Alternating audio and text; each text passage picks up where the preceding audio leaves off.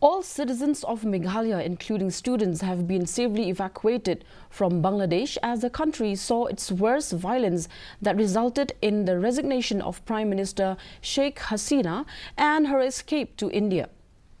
Deputy Chief Minister Preston Tingsong has confirmed that almost all Indian citizens, including from Meghalaya, have returned safely to the country. He also said that in view of the prevailing situation in Bangladesh, all trade and export activities have stopped.